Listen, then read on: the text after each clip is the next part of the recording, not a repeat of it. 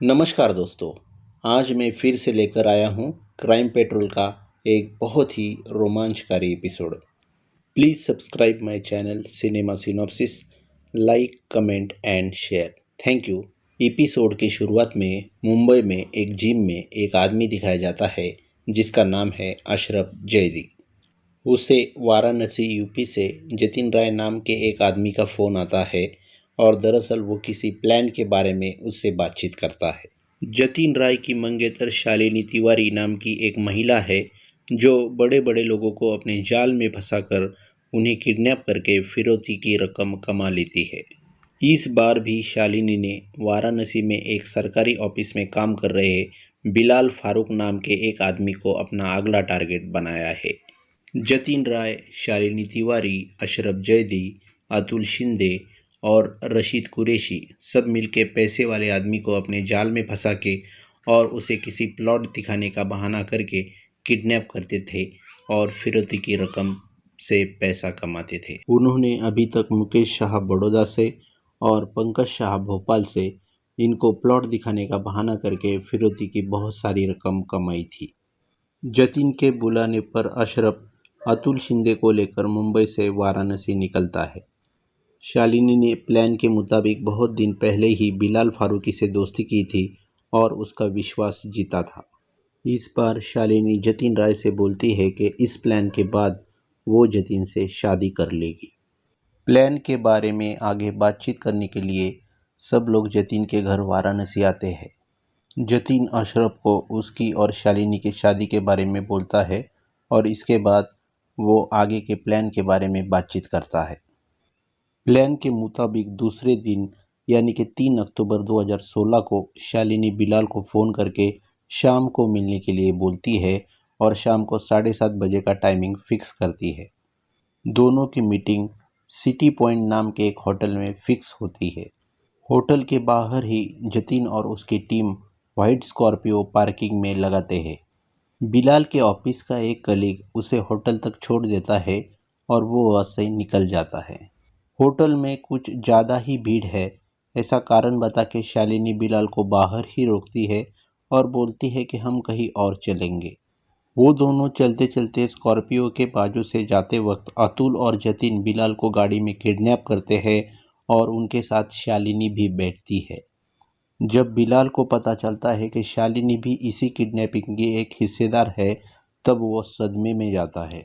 इसके बाद एक बाईपास के बाजू में रात के समय स्कॉर्पियो रुकती है और वो सब लोग 1.5 करोड़ की रकम बिलाल को फिरौती में मांगते हैं। लेकिन जब बिलाल उन्हें बताता है कि 1.5 करोड़ तो क्या, उसके पास सिर्फ 5 लाख है और वो कोई सरकारी ऑफिसर नहीं बल्कि एक सीनियर क्लर्क है, तब सबके होश उड़ जाते हैं। दरअसल शालिनी को एक गलतफहमी हुई थी कि एक ही पार्टी में 5 से 6 लाख उड़ाने वाला ये बंदे के पास 1.5 करोड़ रुपए आराम से होगा, लेकिन बिलाल ने ये बताया कि सिर्फ उसके पास खर्च करने के लिए वो पैसे थे, उसका बॉस कोई अलग इंसान है।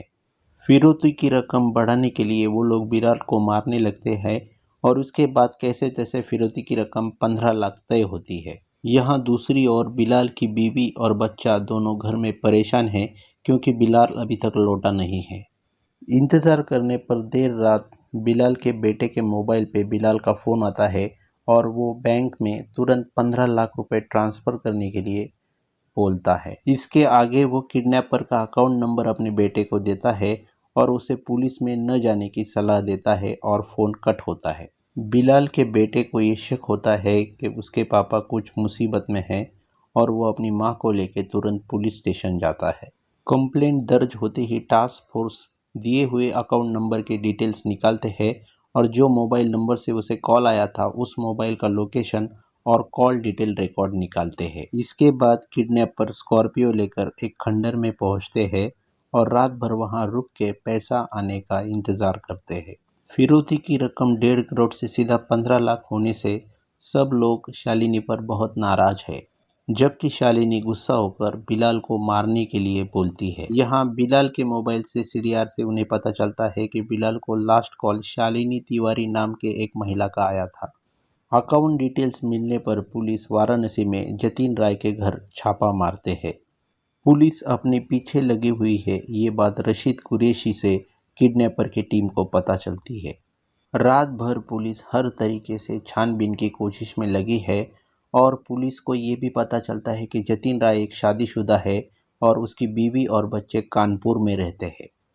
जतिन की बीवी से बात करके और पड़ोसियों से बात करके पुलिस को पता चलता है कि जतिन राय रियल इस्टेट के एजेंट का एक बिजनेस करता है और किडनैपिंग के बारे में उसे कुछ भी पता नहीं है।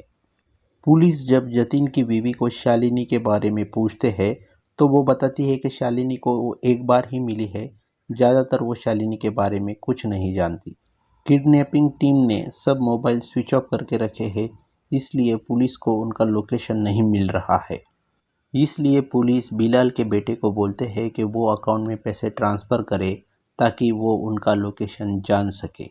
सुबह होते ही जतिन के अकाउंट में बिलाल फारूकी के अकाउंट से 15 लाख रुपए आते हैं। पुलिस जतिन के अकाउंट से अपना मोबाइल नंबर लिंक करती है ताकि वो उस ट्रांजैक्शन से उनके लोकेशन तक पहुंचे। पैसा मिलने के बाद सुबह होते ही किडनैपर बिलाल को लेकर एक अनजान जगह पर जाते हैं। वहाँ शालिनी उनको बोलती है कि वो सब बिलाल को मार दे क्योंकि 1.5 करोड़ का सपना तो सपना ही रह गया और वैसे ही बिलाल टीम को जानता भी है। इसके बाद वहाँ फायरिंग की आवाज़ होती है।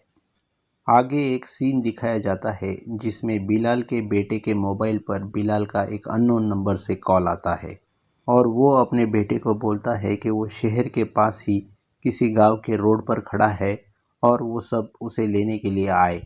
जब पुलिस उसे लेने के लिए जाती है तो उस अनजान जगह पर जो सब कुछ हुआ वो बिलाल पुलिस को बताता है। दरअसल उस अनजान जगह पर जो शूटिंग हुई थी उसमें बिलाल नहीं बल्कि शालिनी तिवारी मारी गई थी।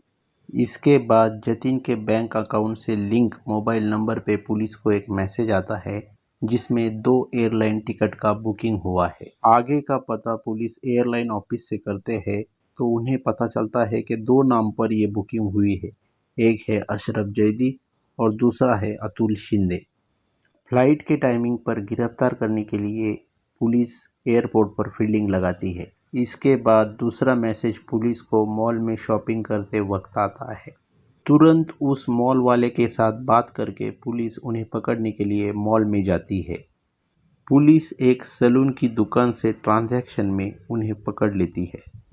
जब पुलिस अशरफ और अतुल शिंदे की कड़ी से कड़ी पूछताछ करते हैं तब वहां पुलिस को एक पुलिस स्टेशन से पता चलता है कि उन्हें जतिन राय की लाश मिली है। आखिर में अशरफ मुंह खोलता है और सब कुछ पुलिस को बताता है। आज तक जतिन के बताए हुए प्लान के मुताबिक अशरफ ने और अतुल ने काम किया था, लेकिन उन्हें पैसा बहुत कम मिला था और इसलिए वो बहुत दिन से जतिन से नाराज था। और तो और जतिन और शालिनी की शादी की बात सुनकर अशरफ नाराज हुआ था क्योंकि आगे और वो बिजनेस नहीं कर पाएंगे। लेकिन पहले से शादीशुदा जतिन शालिनी की शादी के बाद से बहुत तंग आ चुका था और इस प्लान के बाद अशरफ के जरिए वो शालिनी को मारना चाहता था। फिरौती की रकम मिलने के बाद जतिन के कहने पर अशरफ शालिनी को गोली मार देता है। पैसों के मामले में हर बार जतिन से धोखा खाने के बाद इस बार भी अशरफ जतिन से तंग आ चुका था, इसलिए जतिन के एटीएम का पिन नंबर पूछने के बाद अशरफ डरा धमका के उसे मार देता है। इसके आगे पुलिस उनका और एक साथी रशीद को भी गिरफ्तार कर लेते हैं। इस प्रकार एक किडनैपिंग का पता करते करते 2 मर्डरों का राज पुलिस खोलती है। मुजरिम अशरफ जैदी, अतुल शिंदे और रशीद कुरैशी को कोर्ट सज़ा सुनाती है और इसके बाद एपिसोड ख़त्म होता है।